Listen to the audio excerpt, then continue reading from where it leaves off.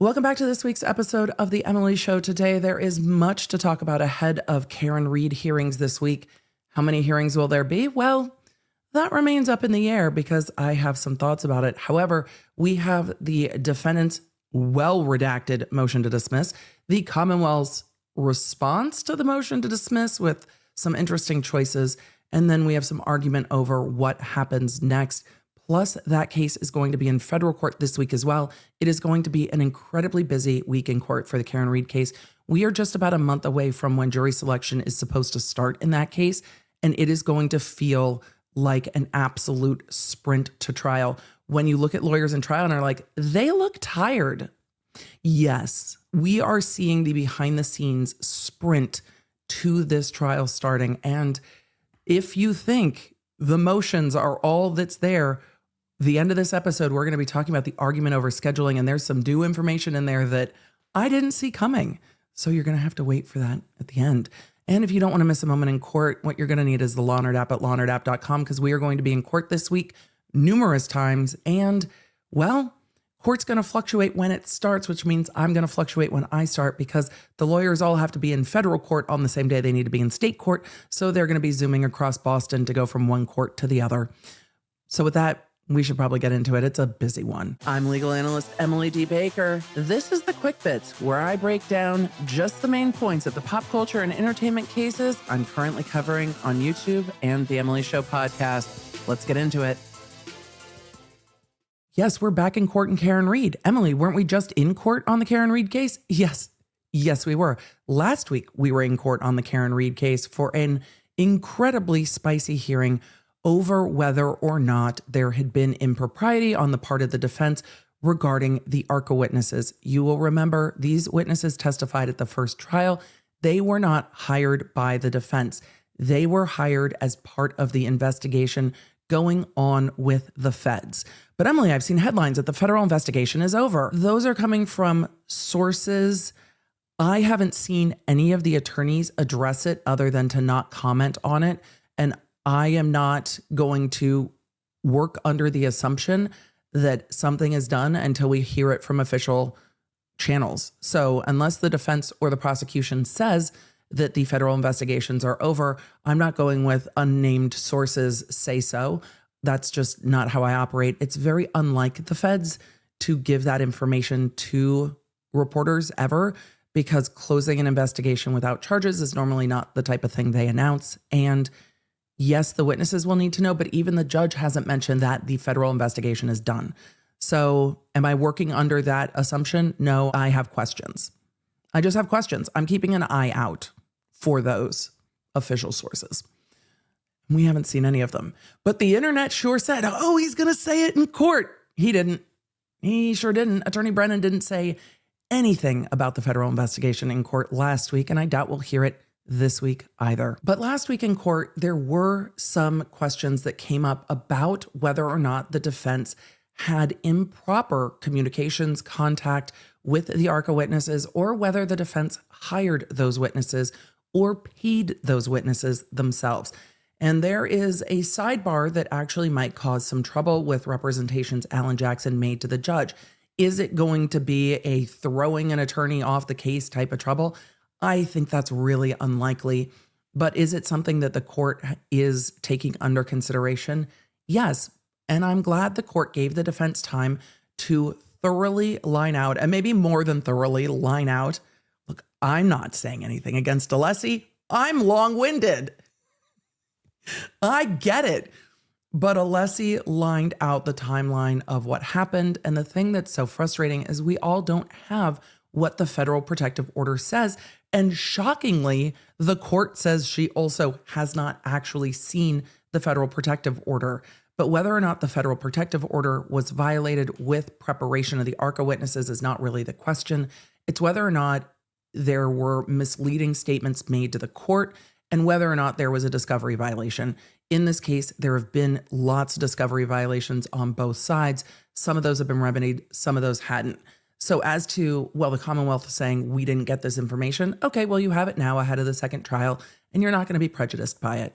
But the court is going to look, I think, more deeply at the statements made to the court by Alan Jackson, and we never had the sidebars because they're all still impounded. And if you're new to this case, Emily, it's not a car. I know that is what Massachusetts calls under seal. Impounded. Why? I don't know, but they do. So if you hear impounded in this context, it means sealed and we don't get to see it. So we haven't read the sidebars. We don't know what happened at sidebar except for what's been disclosed in court. And we heard argument about what was said at sidebar to the court, and that seems to be the one that's going to pose the most trouble. However, that kind of trouble could be the court saying, yes, I did find this misleading, but no, I don't find that this was intentionally misleading. Alan Jackson stood up in court and said, when the court was asking me about this, I was completely thinking of something else. That's not what I was thinking of at all. So I think we can move past it, but we'll see what the court has to say. And the court did make a record about why they took a break in the hearing and said, I thought it was best for me to reflect. I wanted to review things and I wanted to give the defense a full opportunity to be heard. And we learned a lot more from the defense, didn't we? So if you haven't watched that whole hearing, it is spicy. We'll link it down below. But we need to get ready for the hearings this week. So let's take a look at what the scheduling order is supposed to be. And at the end of this episode, we will be taking a look at what the motions are regarding that scheduling order. All right, we are looking at the February 10th scheduling order from the court, and dates relevant to us. March 4th and 5th are hearing on defendant's motion to dismiss and all evidentiary motions. There are still evidentiary motions pending, so asterisks on that, because the defense is also asking for their motion to dismiss to be put over. So how much court will we have? I don't know. Will we have court on the 4th? For sure, because there are still motions pending that have not been heard. March 6th is the date for all reciprocal discovery to be done. That means all discovery from the defense to the Commonwealth. March 7th, they set as their final pretrial hearing and the filing of all motions in limine. But then again, on March 18th and 19th, it was hearings on the motions in limine and final trial conference. I don't know if the court will have court on March 7th. I don't know if we'll have a full day on March 5th. There will be court, by my estimation, on March 4th, because there are still motions pending from last week regarding the experts. Well, the last 2 weeks, really, regarding the experts, because once the ARCA experts came up, that motion as to the experts themselves and discovery never really got completed. And then there's whole other motions regarding some of the Commonwealth's experts that never got heard, and whether they'll be allowed to come in as experts, whether there will be Dauber-Lanigan hearings, that has never come up. So there's more motions pending with regard to expert witnesses. I think we'll hear most of those on the 4th. And if they need to go into part of the day on the 5th, maybe then. But we'll see if we're going to be hearing the motion to dismiss. Emily, do we finally have the motion to dismiss? We do. I am not going to read it line by line. It is quick bits. We are going to be going over the important arguments. And if we have time to break it down more, we will. But when this gets argued in court, everything that's in this motion is going to be said again in court, and we will see it there flushed out more fulsomely. What you're going to notice about both of these motions is it seems that the attorneys are just going all the way there. The attorneys are over it. They are frustrated. They are frustrated with each other, and we are going to get a lot more argument in these motions and displeasure being voiced by both sides in these motions. And this starts with the title.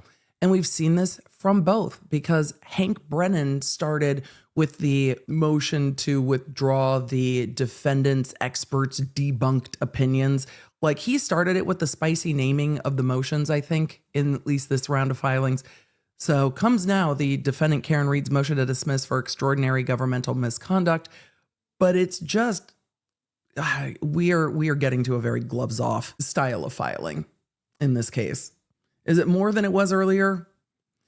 I don't know. We didn't cover the pretrial motions nearly as closely before the first trial, so it might have been this way with Lally, but I don't imagine his motions had quite as much sass as we're getting from Hank Brennan. The defense starts with a quote from Berger versus United States saying a prosecutor may strike hard blows, but he is not at liberty to strike foul ones. They do not start quoting the law. I wish the defense did. They get right into the story of the thing, which is helpful. It pulls people into what's going on. I wish they would have laid out the law at the beginning. The compliments I will give to the Commonwealth's response is that they did a good job of laying out the legal standard in their filing. Emily, is there going to be much more than that? Well, the defense lays out their case, and there are a few discrete areas where they are moving for the motion to dismiss. And we will talk a bit about the motion to dismiss in the Alec Baldwin case vis-a-vis this motion to dismiss. They say that throughout the proceedings, Reed has been severely prejudiced by the Commonwealth's pervasive misconduct. You'll remember from the Baldwin case that the level of prosecutorial misconduct is one of the things that is considered by the court. Was this something that was knowing? Was this a willful misconduct? And that's going to come up in the Commonwealth's response as well. It goes on to say the Commonwealth has suppressed discoverable and exculpatory video evidence from Canton PD. No one's surprised by this argument. They go on to talk about how that video has come out in piecemeal disclosure that's still happening, which is wild to me. It's been years. How are you still finding video? And where are you finding it from? I have so many questions about all of this. And so does the defense. They go on to say, for reasons that remain unexplained, much of the video that has been disclosed is, quote, missing critical timeframes and evidence central to Ms. Reed's defense. Some of the video clearly appears altered or manipulated. Again, that is the defense argument. I don't know how the system works.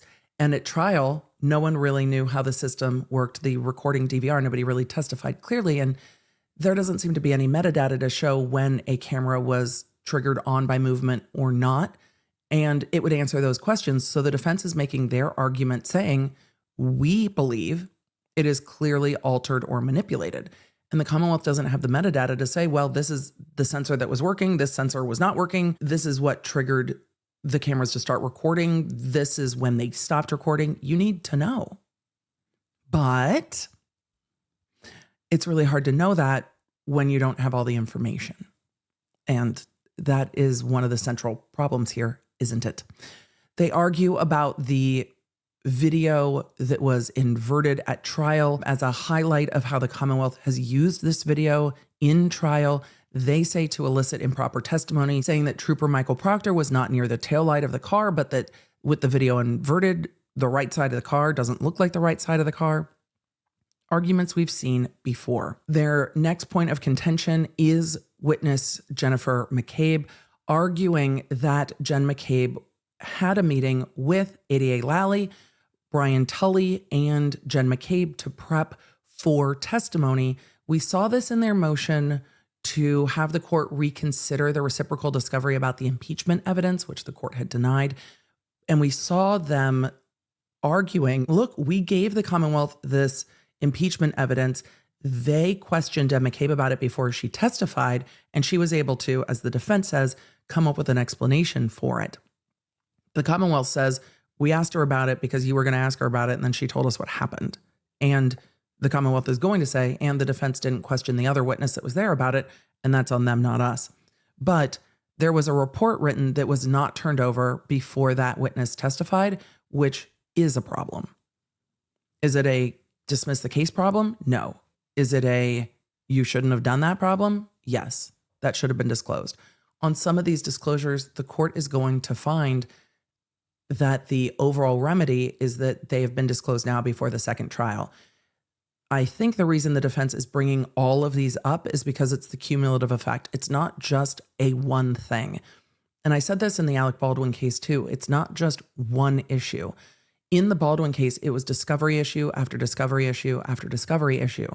And those start to stack up because it goes from, oh my God, we didn't know this existed.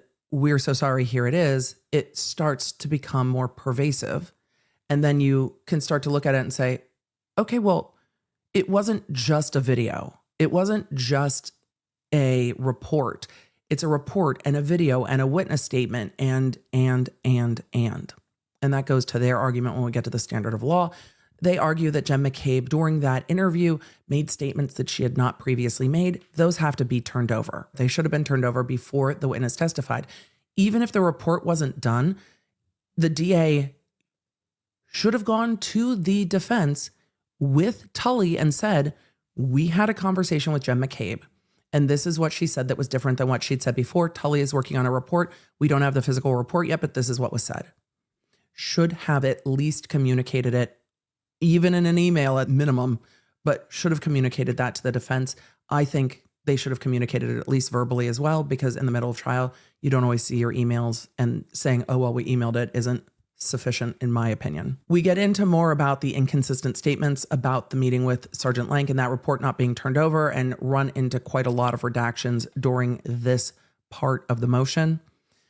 They argue that the extraordinary governmental misconduct of not turning over that information, not turning over that report before Jen McCabe testified, means that Reed had been permanently and irreversibly denied her constitutional right to a fair trial, and that no remedy other than dismissal can adequately address the significant harm caused to Miss Reed. They go on through their statement of facts to really line out the three things that they're arguing about the most, which is a juror being dismissed. They're arguing improperly. A lot of that's redacted.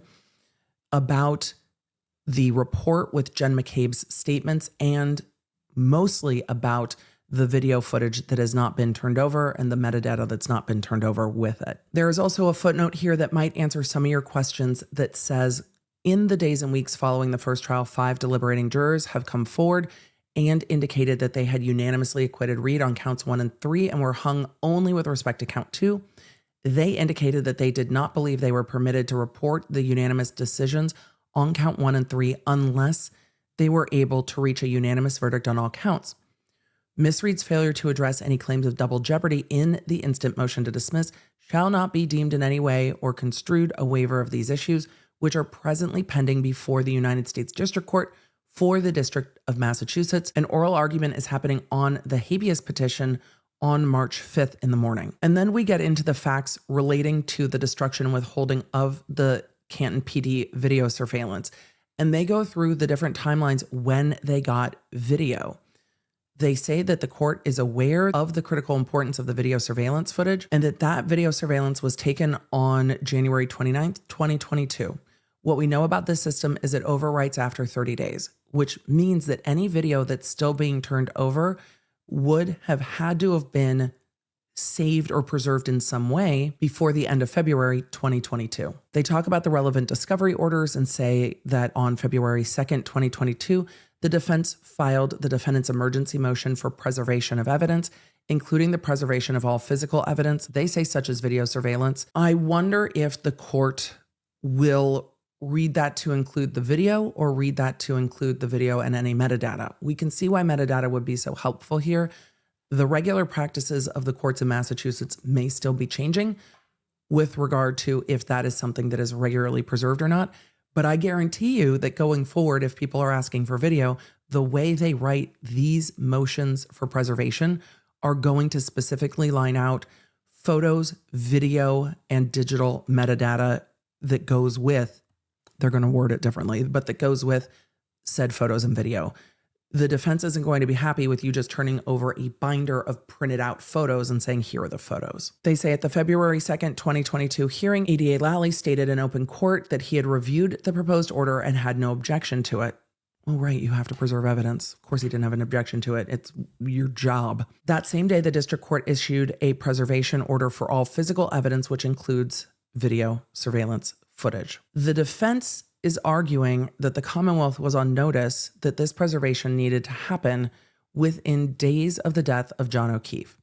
The Commonwealth takes issue with that perspective, but there was a preservation order and there was a court order. They go on to say that on September 16th, 2022, Reed's case was transferred to the Norfolk Superior Court, and the defense filed a separate motion to compel production of outstanding discovery, including crime scene photographs and or videos taken in connection with this case.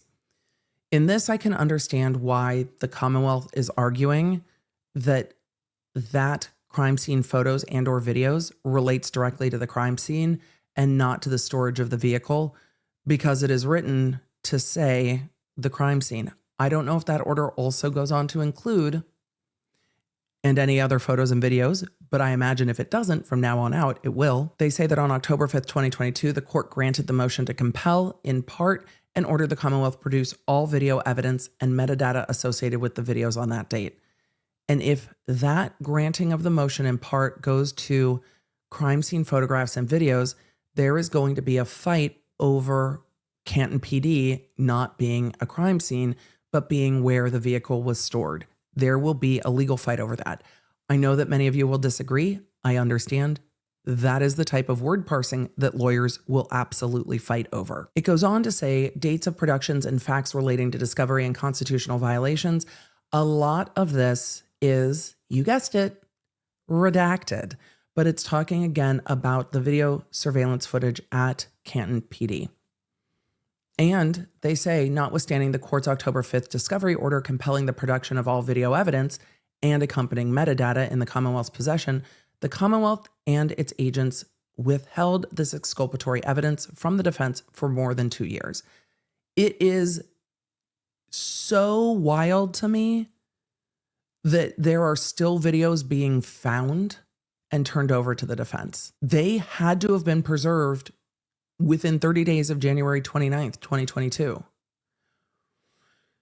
So if they were preserved then, because they exist now, why weren't they turned over? Where were they? They go on to talk about the Commonwealth producing 4 separate batches of video. They talk about the April 4th, 2024 production, which was on literally the precipice of trial, and that was video from the main driveway, the Sallyport front wall, and others. They say that the Sallyport front wall is the video with the 42-minute missing chunk from the defense says precise time the SUV arrived at the Sallyport garage. No one has explained why that wouldn't have just triggered motion activated if these are motion activated sensors. The defense argues that that footage would have showed a close-up of the condition of the SUV's right rear taillight upon arrival at Canton PD Sallyport garage, the individuals who had access to the right rear taillight, and whether anyone removed taillight material from the SUV before the first piece of taillight evidence was recovered at 34 Fairview. And we know that the Commonwealth disputes the timing of that, saying that evidence was being found at 34 Fairview before the SUV returned back to Canton PD. The condition of the right rear taillight of the Lexus SUV at the time it entered law enforcement's custody, the defense says is perhaps the most critical and highly contested issue in this case. They go on to say it is astounding and convenient for the Commonwealth that this seminal timeframe is missing from the Sallyport front wall camera footage. They say, moreover, the data was not preserved in a forensically sound way in violation of the February 2nd, 2022 preservation order. April 10th, 2024, the Commonwealth files its certificate of compliance. We saw this in the Alec Baldwin case too. Hey, our discovery's done. We have done our due diligence to find everything, and we certify to the court and to counsel we've done our due diligence and everything has been made available. That was filed on April 10th, 2024. Was due diligence done? Was a reasonable inquiry made about the existence of all video? Hold that thought, because we'll get to the explanation in the Commonwealth's response. And again, it's not like this trial went forward within the time frame. This trial went forward a 1.5 years plus after this happened. It wasn't a fast trial. Their next argument is about the video that was produced during trial on April 23rd that was inverted, and that inverted video also led to testimony on the stand that was misleading. They say the Commonwealth attempted to use the video to defraud the jury into believing no one approached or touched or otherwise manipulated the right rear taillight. We all watched it together, so I'm not going to go back through the defense's recitation of what was said on the stand, but they used that video to say, do you see anyone approach the taillight? Do you see anyone now approach the taillight on the side of the car that seemed like it was the right rear taillight, but again, inverted? They say, quote, ADA Lally craftily elicited testimony from Sergeant Buchnick that this interior Sallyport camera was an accurate depiction of the Sallyport and the SUV when it arrived at Canton PD. They go on to argue that on cross-examination, Buchnick was forced to explain that it was actually inverted and that it was a mirror image. And so the right side in the video wasn't the right side of the vehicle. On October 10th, 2024, the Commonwealth produces additional exculpatory video. This is video that we've heard about in other motions that was disclosed well after the trial. And that involves the church side exterior, first floor corridor, rear lot main side, and rear lot cruiser side cameras. And this is the footage that shows Higgins arriving in the parking lot at CPD at 1:26 a.m., enter the building and speak to some unidentified individuals on the phone as he is leaving Canton PD at 1:34 a.m. Why would the defense want to know this? Well, there was much back and forth about Higgins' phone, his phone activity, who he called that night, whether or not those were butt dials or not butt dials. And Higgins's phone was rehomed, destroyed, gone. So they didn't do a full forensic extraction of Higgins's phone. And having the call logs while not also having the video of him on the phone isn't the same. If he says, I wasn't making calls, well, you're on video on the phone. What were you doing then? And they couldn't question him on it because they didn't have the video. Their next argument is entirely focused on the failure to preserve the exculpatory video, saying that on November 8th, 2024, while preparing for the second trial in response to continued piecemeal production of video footage that had not been disclosed, Attorney Elizabeth Little emailed ADA Brennan requesting, quote, all raw video footage from Canton PD, which shall include but is not limited to all cameras capturing the interior of CPD or the exterior of CPD, including parking areas, entrances, exits, and garages between January 29th, 2022 at 12 a.m. and January 29th, 2022 at 11:59 p.m. On November 25th, 2024, ADA Brennan indicated via email that he would request that CPD provide all requested footage. And ultimately, the defense requested access to the Canton PD DVR. We know how that went because we covered those motions where they showed up to try to extract anything off the DVR. And it was like, yeah, that overwrites in 30 days. There's nothing here. It's gone. It would have had to have been saved within that 30-day period. On January 28th, 2025, the Commonwealth produces more exculpatory, blurry video, and I'm reading their motion. I'm not giving commentary. This is their motion. I haven't seen any of this. The Commonwealth produces more exculpatory, blurry video surveillance footage establishing that an unidentified person approaches the right rear taillight of the SUV as soon as it enters the sally port. On January 28th, 2025, the Commonwealth yet again turned over additional CPD surveillance footage. They say this time from an exterior camera depicting Reed's SUV being brought into the sally port. It is from the main driveway side exterior sally port. The footage, although blurry and grainy, appears to show an individual approach the right rear taillight of Reed's SUV immediately after the vehicle is brought into the sally port and then exit shortly thereafter.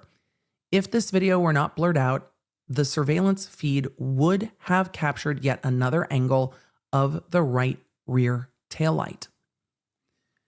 And the taillight is really the focus of a lot of this trial because the Commonwealth, in their theory of the case, said, look, this damage to the car shows that the car collided with John O'Keefe. And the defense says, no, this damage to the taillight shows that Karen Reed hit John O'Keefe's vehicle when she was backing out of the driveway. So if the Commonwealth is using it to point towards guilt and the defense is using it to point towards innocence, it becomes a central feature of the trial because one of the things that the Commonwealth argued is all the taillight pieces are at 34 Fairview. So it doesn't make sense that the car hit the other car in the driveway and caused this damage because the taillight pieces didn't fall out there. The taillight pieces fell out at 34 Fairview.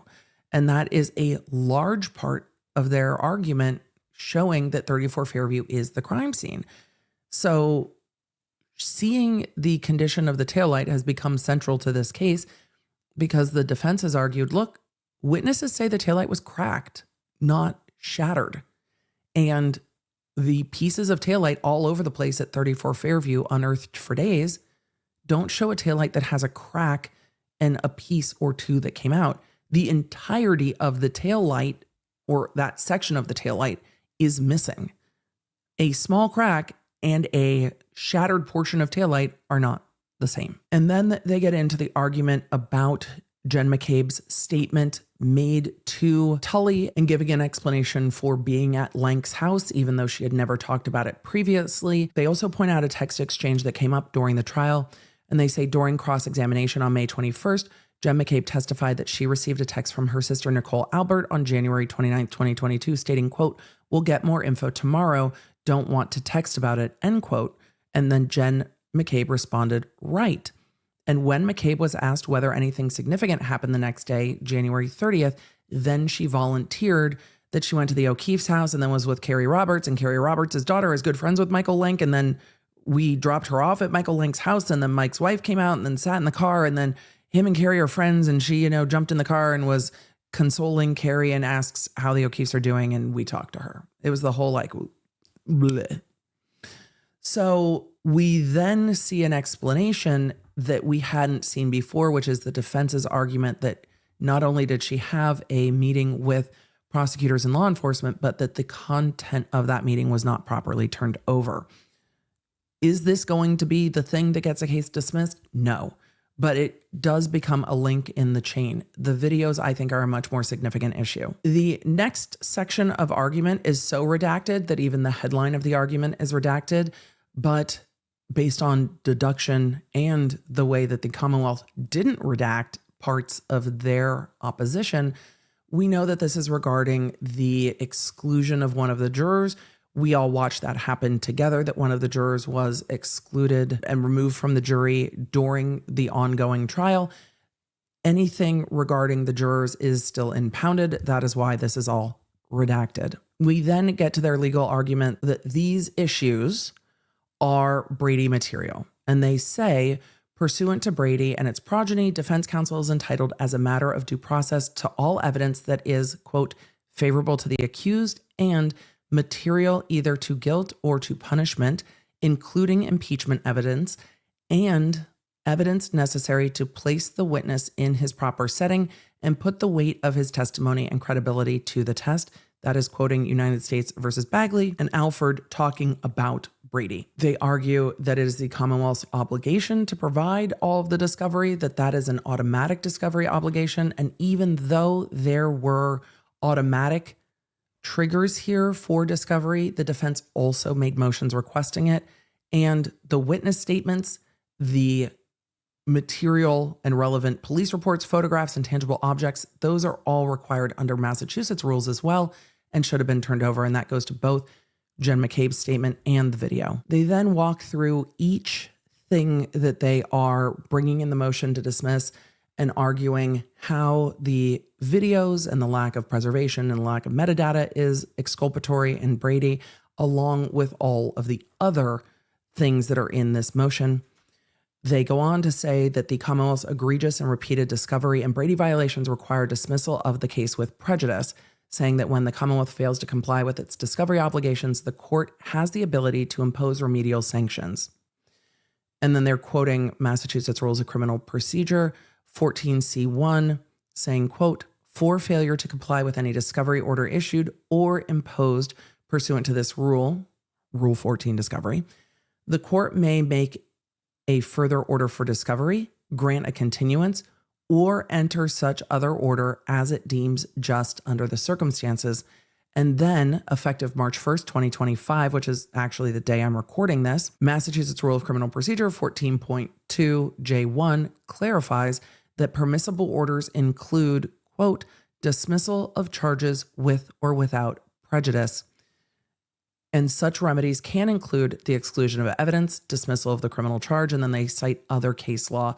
Of course, the defense here is arguing for dismissal. The Commonwealth is going to continue to argue, as we've seen, that the remedy here is disclosure, and they've disclosed it. And so because another trial is pending, it's been disclosed prior to trial. The defense argues dismissal is appropriate as a remedial sanction as a way to cure any prejudice caused by the violation of a discovery obligation and ensure a fair trial.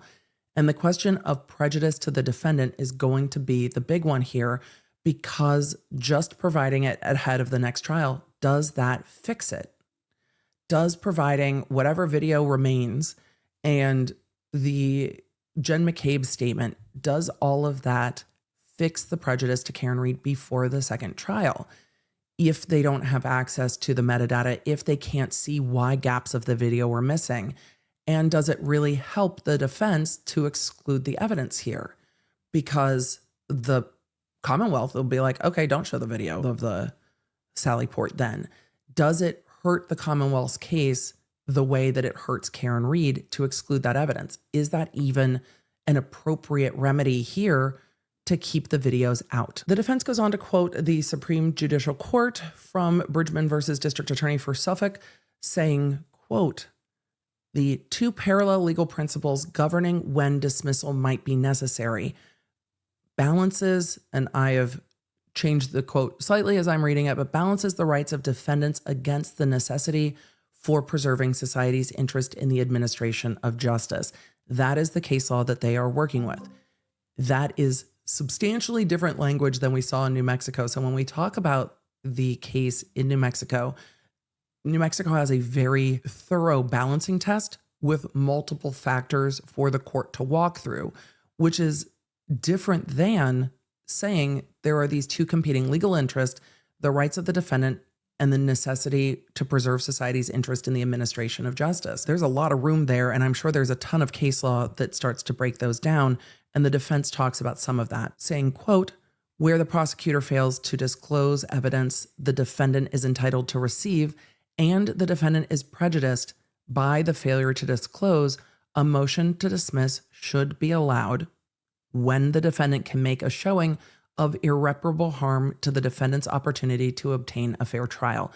That is the case law as the defense is citing it regarding the irreparable harm to the defendant's opportunity to obtain a fair trial. And I see that irreparable harm as being an easier argument to make as to video or lack of video vis-a-vis a witness statement or the removal of a juror that's all redacted, and I can't evaluate it for you because I don't have the factual information.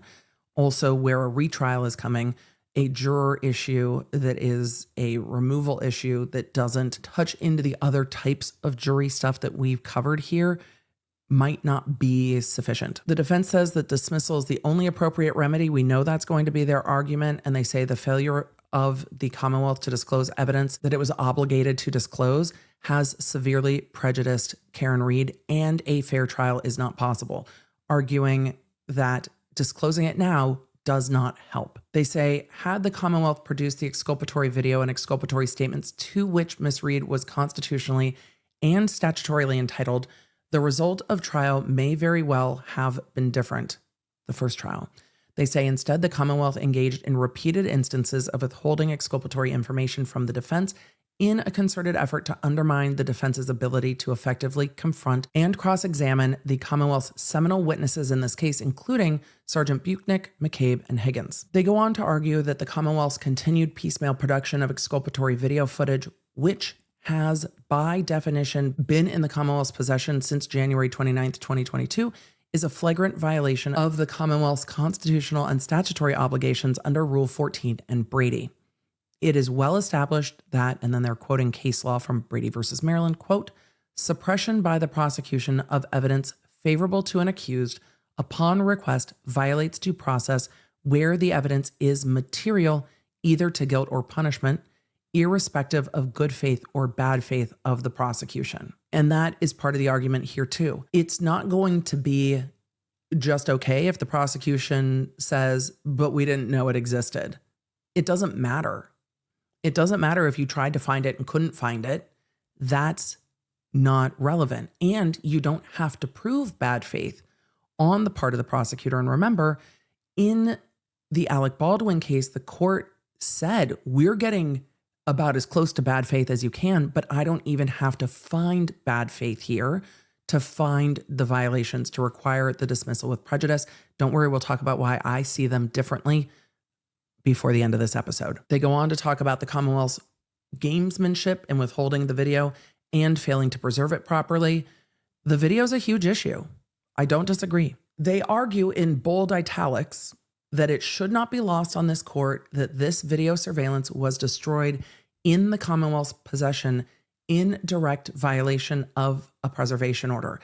And we know from other hearings on this matter and other filings on this matter that it seems the Commonwealth still doesn't even really have a grasp on like who saved the video, how and when. The Commonwealth has said it was on a computer cloud drive, and then it was on somebody's hard drive, and then it was in a detective file, and that somebody just went through and selected which video to save. But Who that person is, we still don't know. And how they chose what to save or who told them what is still unclear.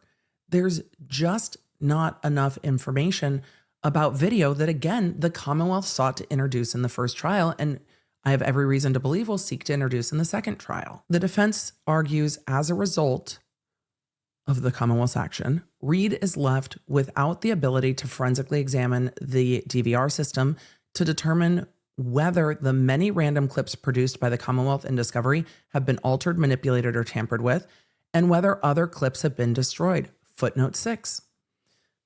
Unsurprisingly, the Commonwealth is utterly unable to establish any chain of custody for the footage, let alone explain how it came to be inverted. Unlike the other video surveillance obtained by MSP, in this case, the CPD video surveillance footage was never logged into evidence.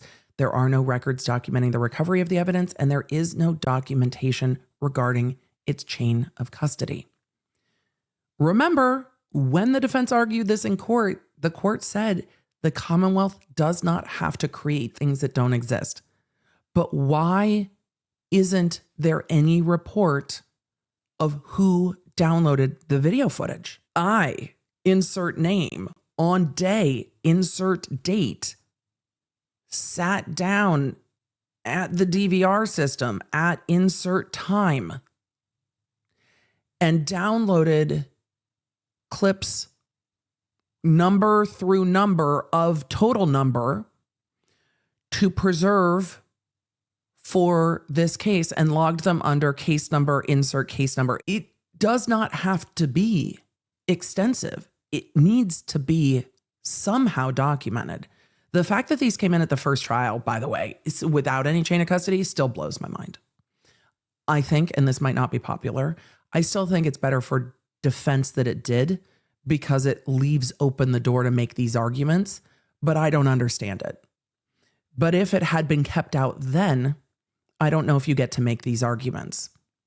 So ultimately, we're getting to still argue it, but how? There's just no chain of custody. And then getting to the conclusion here, the defense says, for the above reasons, Ms. Reed respectfully requests that this honorable court grant the defendant's motion to dismiss for extraordinary governmental misconduct with prejudice.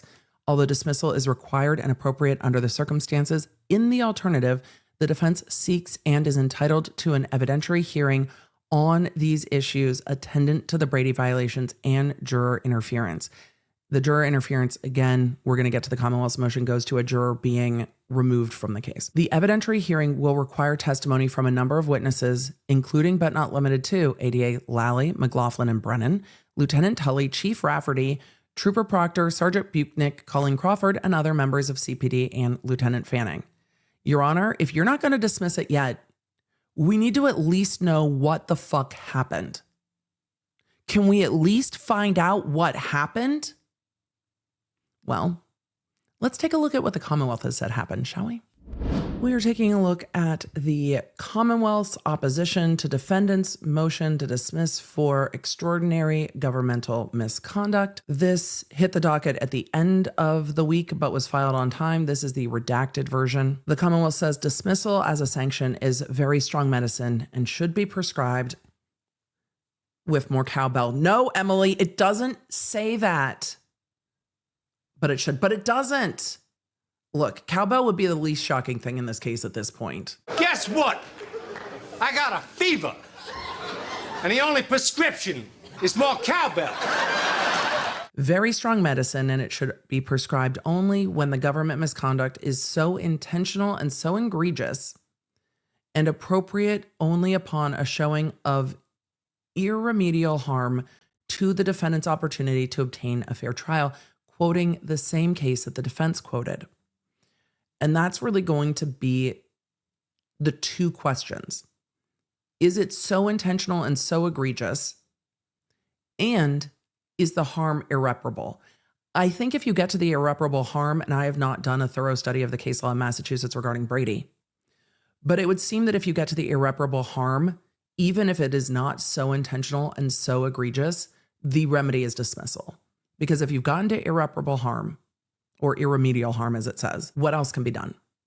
They say, to the extent defendant has suggested that egregious circumstances must warrant dismissal, the Supreme Judicial Court has noted that, quote, we have never dismissed charges in such circumstances in the absence of prejudice. So, is the damage irreparable or irremediable? And is the prejudice to the defendant present? They're quoting again from the Supreme Judicial Court saying that judicial responses should be limited to truly remedial, not punitive measures. New Mexico disagrees on the punitive, but they are saying the Supreme Judicial Court says we need to remedy the issue, not just punish. I think at some point when there is intentional and egregious misconduct, that punishment is also part of the thing, but that's just me. The Commonwealth does do a good job setting out the law at the beginning of their motion, which I appreciate. They say that the Commonwealth does not dispute its prosecutorial obligations and constitutional duty. Great. At least we're on the same page. To disclose in a timely manner material exculpatory evidence over which it had possession, custody, and control. There is no argument for me that they had possession, custody, and control. Remember, it is not whether the prosecutor has it in their hot little hand. It is whether the prosecutorial team has possession of it. The prosecutorial team includes law enforcement. If it is buried in a law enforcement file, it is considered in the possession and knowledge of the prosecutor. And I know sometimes it is difficult to explain the obligations of a prosecutor when how do you have knowledge if you don't have knowledge? It's like corporations are imputed to have knowledge of what members of the corporation are doing. You can't just say, well, I didn't know about it, so therefore it's not happening. If the prosecution team has knowledge of it, the prosecutor has knowledge of it, even if they actually don't know. Why? Well, because Scotty doesn't know. Scotty doesn't know. Scotty doesn't know. Don't tell Scotty. Here's the thing. Emily, does that sound completely appropriate here? Yes, it is. Why? Because don't tell Scotty. Couldn't you see a circumstance where you just don't tell the prosecutor and then they don't know and they can go, Your Honor, we don't have it. I don't know about it. Right. That can't stand. You can't keep someone in the dark as a shield to your duty to turn over exculpatory evidence. And this doesn't really impact inculpatory evidence. The prosecution wants to turn that shit over. They're like, here, this is the shit that shows your person did the thing. It's the exculpatory evidence that the courts are worried about because the exculpatory evidence is where you see fuckery with people not turning things over. And you can't have the police be like, well, we just don't tell the prosecutor. It'll all be fine. The prosecutor knows if law enforcement knows, even when they don't have actual knowledge. It's going to come up in this motion. Sure is. And I know that's the reasoning behind it makes sense. Hopefully I've explained it enough to make sense to you. But the reasoning behind it makes sense. You can't use ignorance as a shield. Ignorance may be bliss, but not in this circumstance. The Commonwealth goes on to say that they don't dispute their broad obligations to inquire and disclose any facts that would tend to exculpate the defendant or diminish their culpability and all statements of witnesses. We know, and we know you know that this is all the stuff we have to do. We know. These are our obligations. We must turn over things that are exculpatory, things that diminish culpability, and all statements of witnesses. They go on to say from Commonwealth versus Healy that to prevail on a claim that the prosecution failed to disclose exculpatory evidence, the defendant must first prove that the evidence was in fact exculpatory. And exculpatory evidence includes all evidence that tends to negate the guilt of the defendant or provides some significant aid to the defendant's case. And while rightfully broad, the concept of exculpatory evidence is not boundless. The Commonwealth goes on to talk about the Canton PD surveillance video. And they say that in 2022, the Commonwealth provided the defense with approximately 90 crime scene services photographs depicting the condition of defendant's vehicle. Further, they provided the defense with ring surveillance video of the defendant's broken right rear taillight at approximately 5 a.m. Statements of witnesses who observed the defendant's broken taillight around 5:30 a.m. Canton PD cruiser video depicting the defendant's broken taillight at 8 a.m. Observations of a damaged taillight by Dighton PD. Automated vehicle location data from the troopers' cruisers. evidence that the CERT team was on Fairview before the defendant's vehicle arrived at Canton. Lieutenant O'Hara of Massachusetts State Police CERT team's testimony. And then they get into all of the other things they have turned over, including witness statements about the taillight. The volume of evidence you've turned over about the taillight doesn't diminish the potential exculpatory nature of other evidence, though. Saying there's a volume of evidence here doesn't change that for me. The defendant has also represented in the media and postured at trial that her taillight was broken at 5 a.m. by striking the victim's parked vehicle in the driveway of the victim's home. The Commonwealth has provided substantial evidence, including accident reconstruction video from its expert, Judd Welcher, which is new, demonstrating otherwise. So that is the new accident reconstructionist. And the Commonwealth is saying that we've produced substantial evidence showing that the taillight wasn't broken there, and that's not the case. Okay, beyond unsupported claims and vague innuendos, the defense struggles to establish how the condition of the defendant's broken taillight in the Canton Police Department Sallyport is in fact exculpatory or the most critical and highly contested issue of the case. Well, if the taillight wasn't shattered when it came into Canton PD and the way it's broken doesn't match all the pieces that were found at 34 Fairview, I don't see how that's not exculpatory. Especially when even the tow truck driver said cracked. The way I was so mad at the first trial when we didn't have pictures from the tow truck driver, I was so optimistic. I was like, surely the tow truck driver will take a photo of the condition of the car. Oh, I was too optimistic. They say in a footnote that the defense claims their February 2nd, 2022 request for all physical evidence, including anything present on or near the decedent at the time his body was discovered, anything found at the alleged crime scene, was sufficient notice to the Commonwealth to preserve footage from Canton PD. They say where the defendant's vehicle was stored for approximately 2 days.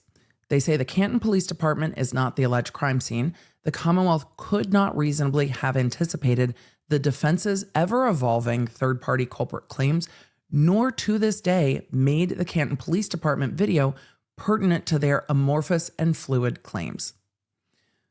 So in the footnote, the Commonwealth is doubling down on how would we know that this is evidence that you wanted? Why would we have preserved video of the car being brought into the police department in light of everything else? It's a choice of a footnote to say, we didn't think the condition of the car was a big deal.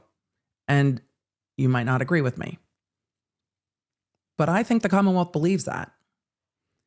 This is why I think the Commonwealth believes that. We saw Trooper Proctor's testimony on the stand. We saw Trooper Proctor's text messages. Trooper Proctor was like, she did it. Done. Done. There were no other questions for them. They weren't investigating anymore. They didn't think it was a big deal. I think that they really believe that this was not an issue because it's, to them, was open and shut. And isn't that the problem? Isn't that the problem in this investigation? Is that it seems the decision was made so early by the investigators that there wasn't any more investigation or preservation. But if you think the car hit a person, the video of what the car looks like seems relevant to me. But though the argument may seem incredibly disingenuous, I think it highlights the way that the conclusion was made so early in this investigation that they didn't see any other possibility. And that is a huge part of the problem here. I guess part of my frustration is that Brennan seems to have no curiosity whatsoever and is just like, why would we turn it over? It's fine. I was optimistic early on that a fresh pair of eyes in this case would uncover more. And it seems that what we're going to end up with is just more doubling down. And that's not how prosecutions should go. It should be a pursuit of justice and the facts, not a doubling down on our side because it's our side. And it's not even Brennan's side. He's a defense attorney. How are you not mad, Brennan? You're a defense attorney in this jurisdiction. How are you not looking at this case going, have they done this to my clients? And by this, I mean an incredibly poor investigation. There may also be more, but an incredibly poor investigation. How are you not mad? He goes on to say the trial prosecutor was not aware of the existence of surveillance video in the Canton Police Department Sally Port until receiving the federal grand jury transcript from Massachusetts State Trooper Michael Proctor, so he knew it was there. It's his job to tell Lally that it's there. It's his job to disclose it. Is anyone shocked? I think part of why I'm so frustrated is because of the time that myself and so many of my colleagues took to go to police departments and sit down and be like, is this everything in the file? To make sure cases were done right. And so many prosecutors do.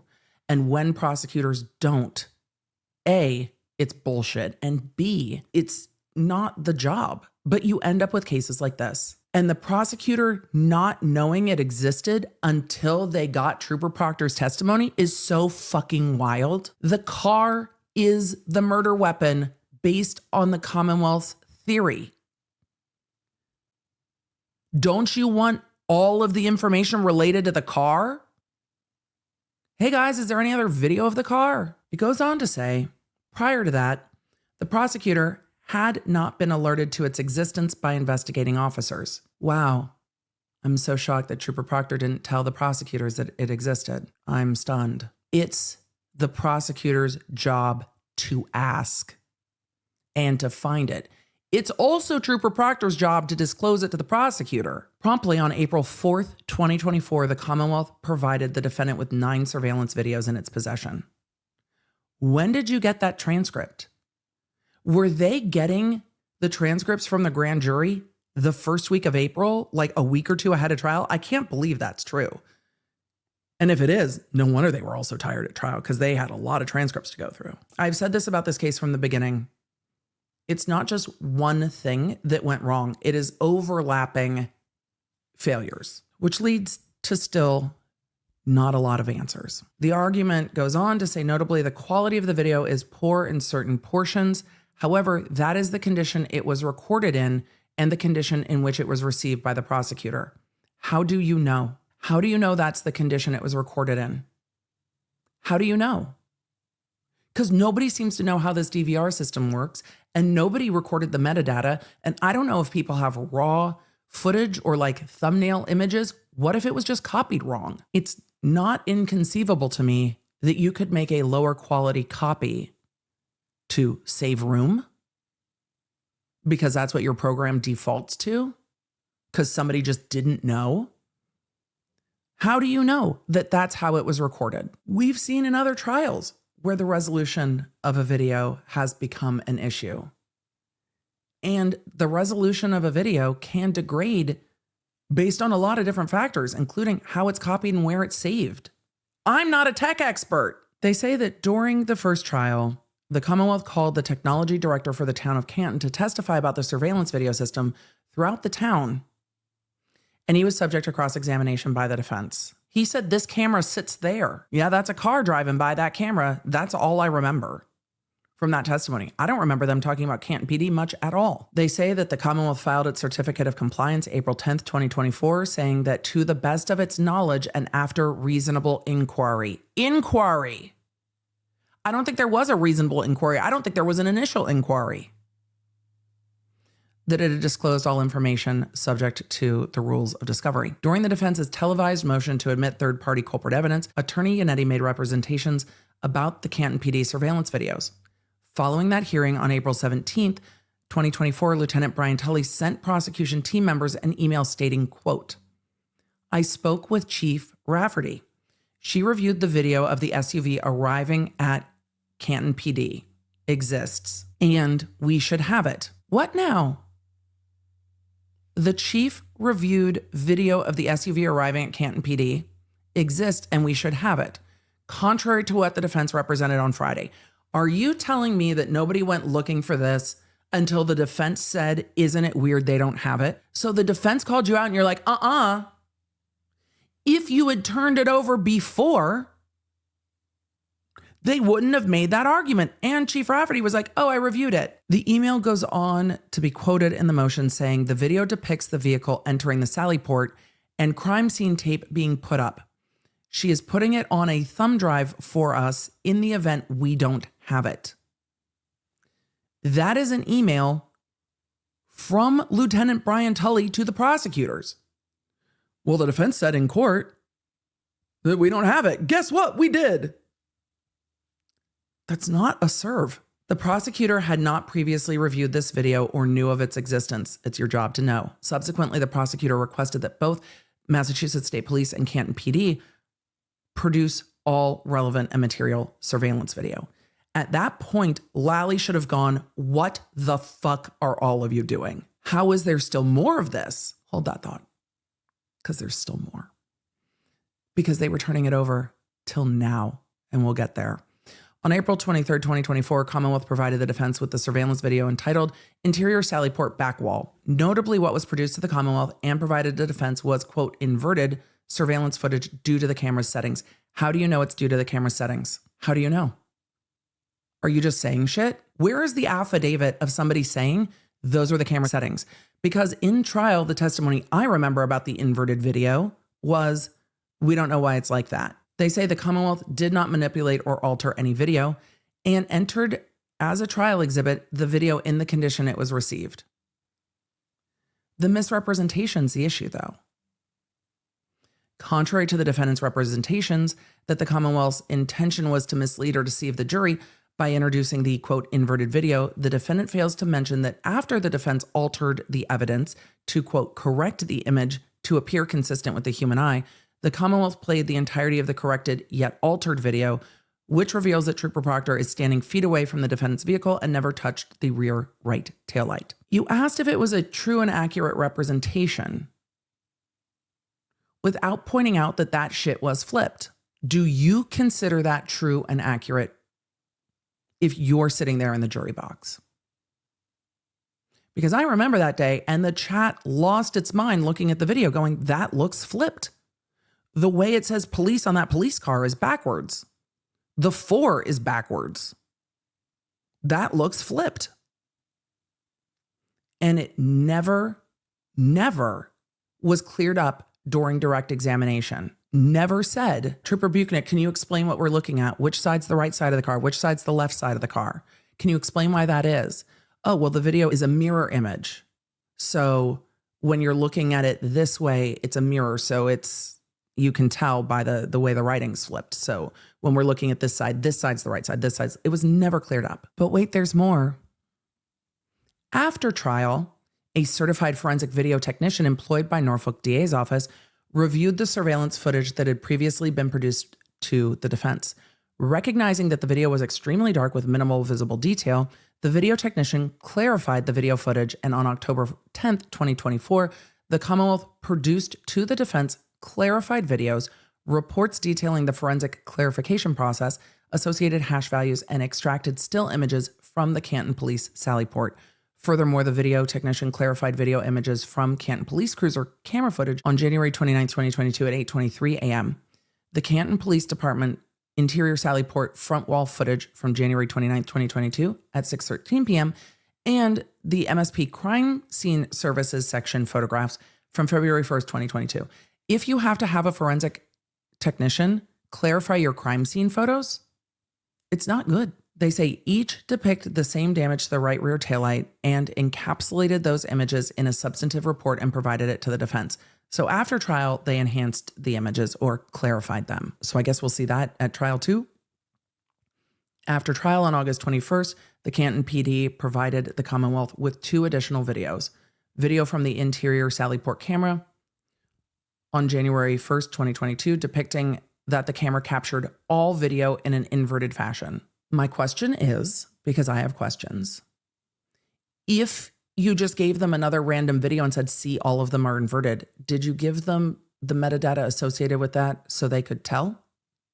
Because I don't think they're going to just be like, oh, okay, everything's inverted. I feel like we've got to go one step beyond that at this point. So they're saying that that camera is all inverted, but I think it needs to have the associated metadata to prove the point. They go on to say that they provided video from the interior hallway and exterior of Canton PD that shows Brian Higgins at Canton PD during the early hours and depicts him moving the law enforcement vehicles due to the snowstorm. These videos were provided to the defense October 10th, 2024, along with a letter from Canton Police Chief noting their August 21st production. Prior to their production, the prosecutor was unaware of the existence of these videos. They have lined out the, kindly put, stunning lack of curiosity and inquiry from the prosecution team. When you get to August 2024, more video is still coming up. And the prosecutor's like, I didn't know. The defense boldly claims that the surveillance video of Mr. Higgins in and outside Canton proves that he perjured himself before the federal grand jury. The statements are redacted. I do not know what those statements are. I am not going to guess at them. I think at a minimum, based on what we know, it would have been impeachment because Higgins was saying that he wasn't calling people after this happened. And it shows him on the phone. They go on to say the defense is unable to demonstrate any prejudice. And they say that both Brian Higgins and Brian Albert were thoroughly cross-examined and that they had the card swipe logs, that we know that Brian Higgins was there. On January 28th, 2025, the Commonwealth provided the defense with surveillance video from the main driveway side exterior sally port that depicts a different camera angle of the defendant's vehicle arriving at Canton PD. Notably, consistent with the other videos received from Canton Sallyport, the quality of this video is poor. There is absolutely nothing depicted in this video that is exculpatory or undermines the consistent evidence that the defendant's right rear taillight was broken and pieces were missing prior to the vehicle being towed from Dighton. That doesn't jive with what I remember the truck driver saying about pieces being missing. They go on to say prior to late January 2025, prosecutors had never seen this video. So still in January, video is mysteriously showing up. After directing a review of all physical and data files, the video was located within a paper case file of investigators. What, somebody burned it to a CD and threw it in a file? I will tell you in a few minutes why I think they keep saying prosecutors never knew and where it distinguishes some of the things in the Baldwin case, but it is wild to me. All of this video had to have been saved in some way in 2022. And in 2025, they're like, oh, found another one. On what? The video was located in a paper case file. On what? A thumb drive? A DVD? What? After inquiry, it was learned that an investigator obtained this video from Canton PD in 2022, and it was placed in a physical case file and never provided to the prosecutor or multimedia assistant for download. And that's why knowledge is attributed to prosecutors. So you can't say, well, we didn't know, so we didn't have to turn it over. Although the prosecutor was wholly unaware of this video until recently, the Commonwealth does not dispute that this video was in its custody during the defendant's first trial. Yep, you had it during the first trial and it wasn't turned over. They're trying to get away from this being egregious prosecutorial misconduct, and they're trying to lean into the argument of ineptitude. Had the prosecutor known about this video, it would have been produced, as every other video known to the prosecution was. They go on to argue that the defendant didn't ask for metadata until 2024 and say that in the 2022 motions, metadata was never asked for. And then they go on to quote Commonwealth versus Williams that says, a defendant who seeks relief from the loss or destruction of potentially exculpatory evidence has the initial burden to establish a reasonable possibility based on concrete evidence rather than a fertile imagination that access to the lost or destroyed evidence would have produced evidence favorable to his cause. If he meets this initial burden, a balancing test is employed to determine the appropriateness and extent of remedial action. The courts must weigh the culpability of the Commonwealth, the materiality of the evidence, and the potential prejudice to the defendant. That is the standard I was looking for throughout these motions. That lays out what happens when evidence is lost or destroyed. I'm arguing that for the purposes of these motions, and I think practically, that the metadata has been destroyed by the 30-day time period at a minimum. There were videos from the entire day, we can believe, from the entirety of that 24-hour period that were not saved. So they were also destroyed by that 30-day timeline when things get overwritten. But those things are still within the possession of the Commonwealth and now no longer exist, which is destruction, even when that destruction is by an automatic process. So the defense will bear the burden to establish, based on evidence, that access to the destroyed evidence would have produced evidence favorable to his cause. That is a difficult standard, and it is different than the standard in New Mexico.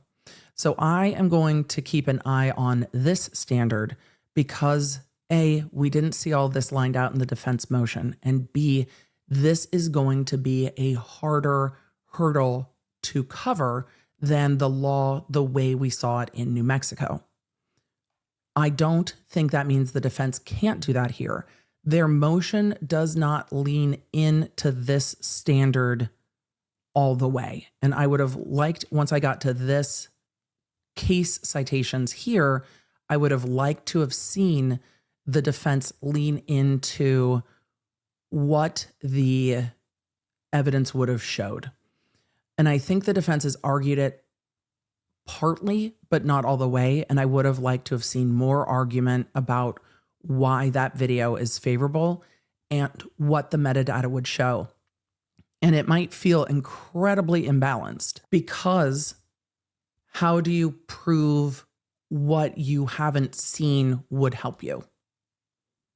It's a difficult argument to make because they're saying, well, the metadata would show, but how do you have concrete evidence of what the metadata would show if you've never had access to the metadata? This standard is going to be a difficult standard to work with. I think the defense puts themselves in a better position with the last video they got showing somebody near the taillight saying, these are the types of videos that if we had the raw data, we would have more information. So I think that last video that was turned over might put them in a better position to argue this legal standard.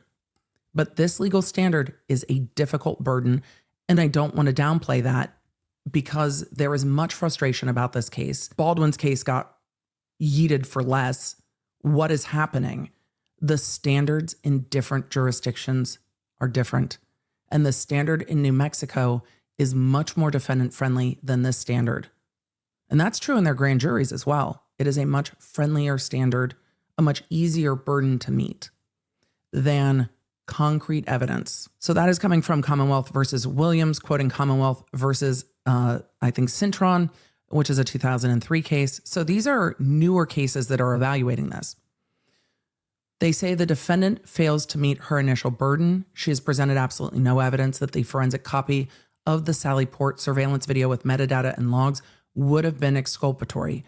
Rather, she relies on innuendos and unsubstantiated allegations that are speculative at best and not the equivalent of concrete evidence. This is going to be important as we get into the next defense motion. So I know, I'm sure listening, you're like, girl, what? Just hold that thought. The Commonwealth says that the defendant can point to no evidence of bad faith on behalf of the Commonwealth or any of its agents, particularly where the Commonwealth is equally aggrieved by the poor video quality. You were in the position to have better video, I would think, though. Sorry, that's hard for you. They go on to say the inability to obtain a forensically extracted copy of the surveillance video to fully disprove the defense's repeated and baseless allegations of evidence tampering also aggrieves them. They get into the statement of Jennifer McCabe. Here's the thing with the statement of Jen McCabe. It should have been turned over before she testified. I do think the remedy is it's been turned over now and she's going to have to testify again if this goes to trial. It's a clear and blatant discovery violation, but I see the remedy. The prosecution goes a long way to say that Jen McCabe was thoroughly cross-examined, and at trial on June 18th, 2024, in response to the same claim raised by the defense, the prosecutor explained to the court that Ms. McCabe met with Lieutenant Tully, looked at some video, and was asked a single question, That report wasn't available. I didn't have it until after Ms. McCabe testified, but it was given to counsel prior to Tully testifying. That's not what's required. But at trial, the court offered to call Jen McCabe back. Is that maybe a satisfactory remedy? No, but the court endeavored to make a remedy. We remember this colloquy when that happened. Immediately, the court offered, quote, do you need to call her again? Attorney Jackson responded, no, Your Honor, that's not, and I think the court understands that's not my point. The point is not that I need to call Jennifer McCabe back. I've done the damage that needs to be done on Jennifer McCabe. The court said, I'm sorry, I missed that. You've what? Attorney Jackson said, I've done the damage that needed to be done on Jennifer McCabe. I don't need to call her back. That discovery violation shouldn't have happened. The court was trying to remedy it. The prosecution, even if the report wasn't done yet, should have told either in an email or verbally, or even at sidebar with the court, should have told the defense that conversation happened and they didn't. This is a link in the chain. This is not on its own something that's going to get the motion to dismiss. Trial court security juror dismissal. The Commonwealth gets into this a bit more, saying that Lieutenant Fanning was not in charge of juror security as alleged by the defense. And they say at no time did Lieutenant John Fanning have contact with nor control or influence over the trial jury, nor was there, quote, jury tampering that deprived Miss Reed of her constitutional right to a fair trial. They say the defense's brazen misrepresentations previously proffered in media interviews in direct violation of the impoundment order of juror discussions and sidebars solely to mislead the public and jeopardize the integrity of judicial proceedings are false and dishonest misrepresentations. Footnote 3. On February 17th, 2025, Boston 25 News aired an interview with the defendant and Attorney Jackson, where Jackson stated that Lieutenant Fanning was the, quote, very person governing the jury. Attorney Jackson also stated, despite representations in this court filing, that he had, quote, no specific evidence of jury tampering. And then they cite to the YouTube video with the statements. If that is a misstatement, it is going to further piss off the court. And I think that's why the Commonwealth is pointing it out so thoroughly here. Because if that is not true, the court will know that it's not true. And that allegation is going to make the court mad. There is so much in this case that is a problem. When the defense makes things problems that might not actually be problems, I think it hurts them. The court officers are in charge of the jury, and the court and court staff would know that. The Commonwealth points out that Fanning is a superior officer assigned to the Norfolk DA's detective unit and was the only supervisor who was not a trial witness and was one of the commanding officers involved in the safety and peacekeeping efforts outside the courthouse. They say, yet somehow the defense conflates that fact to misrepresent that Lieutenant Fanning therefore improperly influenced and tampered with the jury. To do so, the defense omits the remainder of ADA McLaughlin's statement to the court. And now we know part of what was in the redactions. There were statements made to the court at sidebar regarding the jury that we don't have. But if the full statement was not included, it's going to upset the court. And then it's redacted, which upsets me. I think instead of redacting the entire thing, the Commonwealth was strategic in their redacting. Let me know what you think. They say, however, conveniently omitted from the defense's filing and extrajudicial statements is the following from ADA McLaughlin, and then it's redacted. They go on to say, at no time did Lieutenant Fanning enter the Norfolk Superior Courthouse during the trial. Moreover, he never saw, let alone spoke to any member of the jury. Furthermore, there is absolutely no evidence that the dismissal of the juror was improper. And that's where I'm coming up with a lot of this argument is over dismissal of a juror because of what the Commonwealth left in their response. They say that the defendant's preposterous claim, one that Alan Jackson has stated he had no specific evidence of, should outright be rejected. I very much hope that this argument doesn't overshadow everything that's going on with the videos. I have concerns. Conclusion from the Commonwealth: the defendant's motion should be denied. The defendant can show no irremediable prejudice to her right to a fair trial. I think the video could get there, but that first prong of the standard is hard. The defendant can show no irremediable prejudice to her right to a fair trial, nor has the evidence in good faith shown that the Commonwealth engaged in prosecutorial misconduct. It's why they kept saying they didn't know. Presumptive prejudice warrants dismissal to prevent repetition of misconduct. Dismissal of the case is accordingly not appropriate. Further, where the defense's claims do not raise any substantial issues, the request for an evidentiary hearing should be denied. I think there are some substantial issues. I think the Commonwealth is acknowledging that in this conclusion, and they're not vociferously arguing against an evidentiary hearing, which at minimum we should see. It's interesting what is admitted in this motion from the Commonwealth, which includes, yes, we had custody and control. Yes, there are discovery violations. We didn't know about the video, even though it's our job to know. And if we had known, we would have turned it over. And we're also annoyed that we don't have better video. But video keeps being turned over. But wait, there's more. But wait, there's more. Bruh. This motion sent me. Emily, this is the longest quick bits ever. Yeah, it's the Emily show now. And now's a good time for me to remind you, if you want to watch all of this go down in live court, you're going to need the Lawnerd app at lawnerdapp.com, because I will notify you directly in your app notifications when court is live, when I'm going live to cover it, and when shit happens in the cases you want to know the most about. And right now, for most of you, that's this case. This is the defense motion to amend the court's scheduling order dated February 10th. This was filed February 28th, and it's asking to reschedule the argument with the motion to dismiss. On February 10th, this court issued a scheduling order which sets forth that the hearing on defendant's motion to dismiss is set for either March 4th or 5th. The defense was informed late yesterday, February 26th, by Special Assistant District Attorney Hank Brennan that the Commonwealth has additional discovery to turn over to the defense. Bruh. Specifically, alleged chain of custody reports relating to the Sallyport videos. What now? Now you have them. Or did somebody write them? What?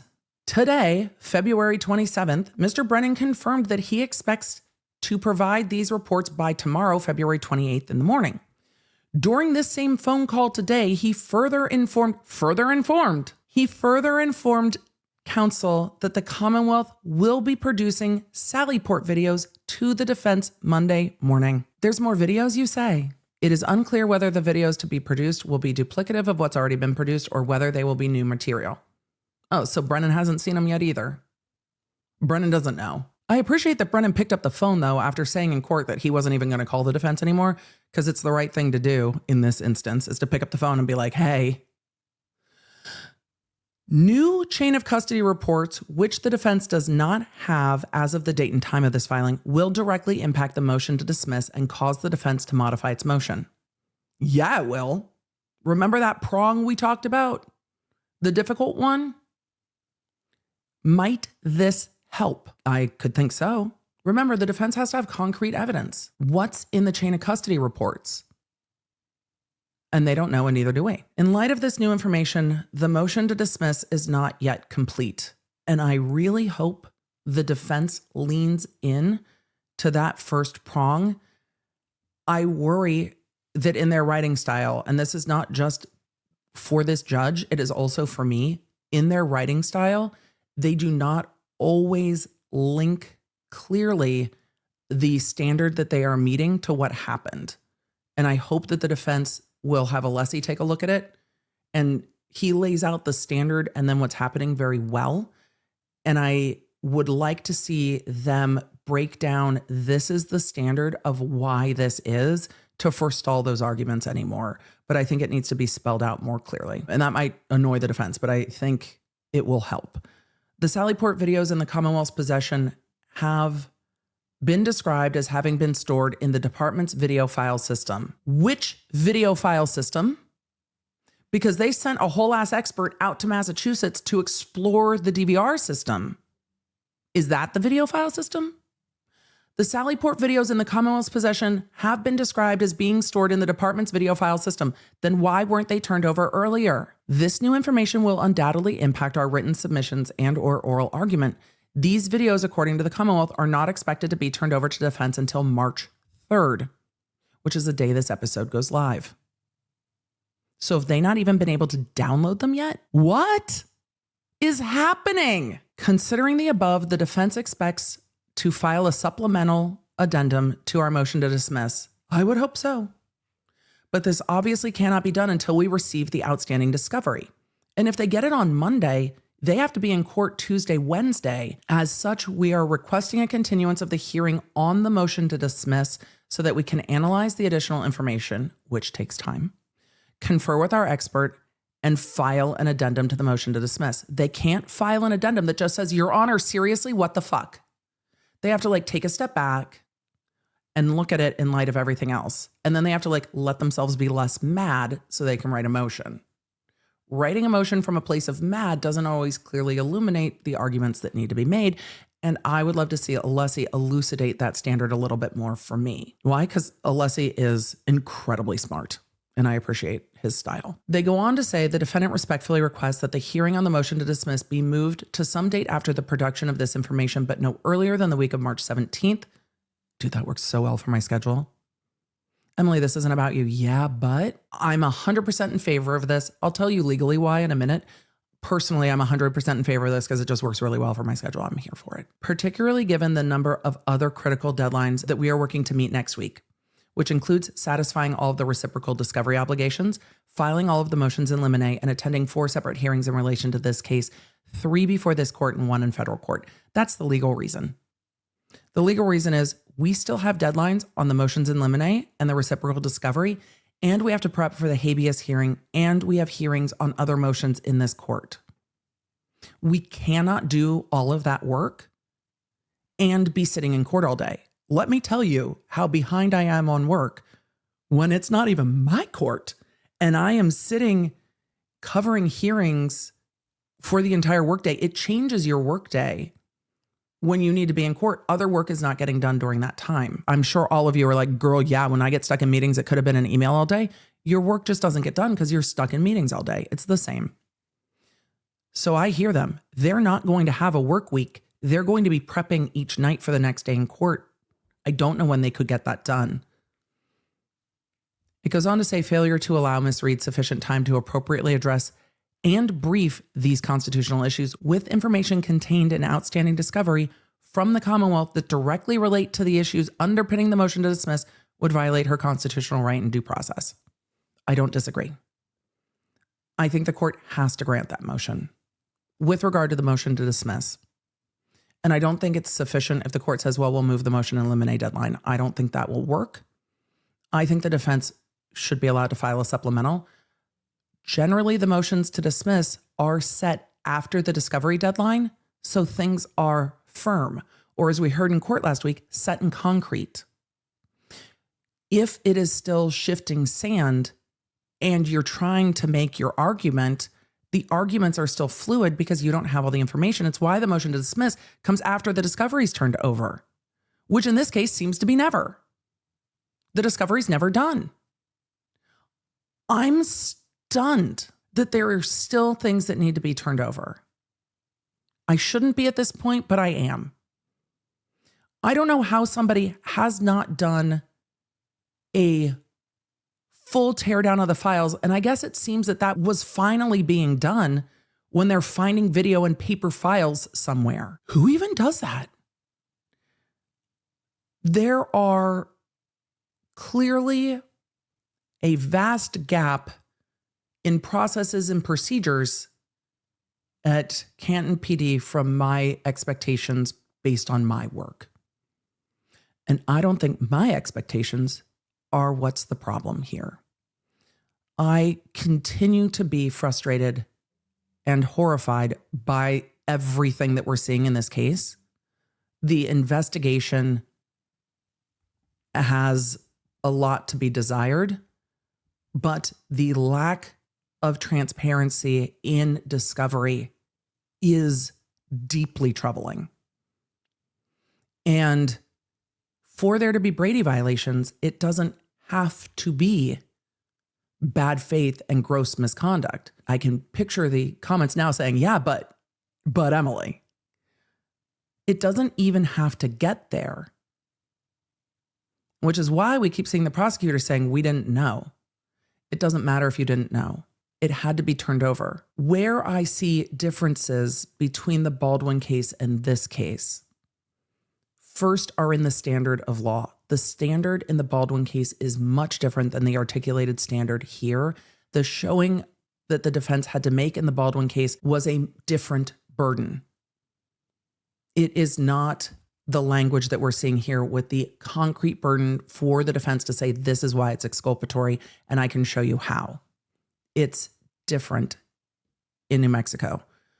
The other thing in New Mexico that is different was the testimony of Carrie Morrissey and the testimony of Detective Hancock.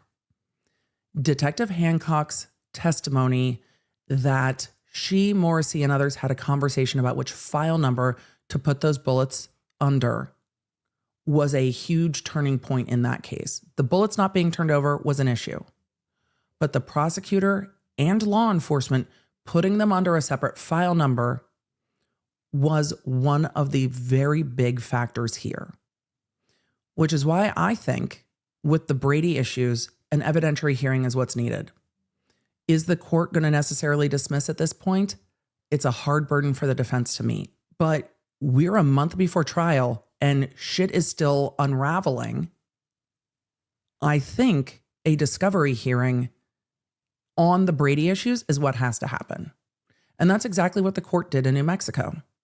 The defense made their motion, and I said, well, they're just throwing it all against the wall. And then we started going through the evidentiary hearing, and as the day went on, I went, wait, what? And I wouldn't be surprised if that's what happens here. I think an evidentiary hearing is at minimum what needs to happen first.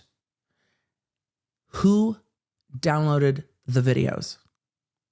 How did they make those decisions? How did they choose what to download? How many videos were there to start with? Can the metadata ever be extracted from that system or not? Is it always drag and drop? Can it never be saved in a different way? If it's saved on the DVR system and not overwritten, does it save in a higher quality? If it's saved on the DVR system, can metadata be extracted then? Even if their policy is to just drag and drop it somewhere else, can it be done? And those questions still haven't been answered. And I think before the court takes much further action, they have to be answered. So what outcome do I think is appropriate here? The hearing that the defense is asking for. Yes, they want the motion to dismiss outright. I think there has to be a hearing and then either further briefing or argument, because for the defense to have the concrete evidence that the standard requires, you have to inquire, and you have to inquire from the people who made those decisions the way they did in New Mexico. I think court's going to be very interesting on Tuesday, and I wouldn't miss it. So as a final note, yes, the Commonwealth did respond to the motion for more time and said, in sum, we don't think more time is needed. And we asked the court to deny the motion to amend the scheduling order. And I disagree with it so wholeheartedly that I'm not even reading the rest of their motion in this episode, because I think the court has to give the defense more time to argue the motion to dismiss. The court could say we're having an evidentiary hearing and then push off the argument on this motion until after additional briefing. And I hope that's the result that we see. I think the Commonwealth asking the court not to extend the deadlines is not well taken and should be yeeted immediately. And with that, thank you for being here. Thank you for being a Law Nerd. I know you've already got the Law Nerd app, but for those of you that don't, it's free. iOS, Android. I will see you in court this week on Tuesday, maybe Wednesday, maybe Friday. So again, take care of yourself and may the odds be ever in your favor. Law Nerd, I will see you soon. Thanks for joining me. If you enjoyed this episode and don't want to miss updates on your favorite cases, you're going to need the Law Nerd app at lawnerdapp.com. That way you can stay in the loop on the cases that matter most to you, and you never know when you're going to catch feelings for a new case. So make sure you get it for free on iOS and Android. Thank you for being here, and thank you for being a law nerd.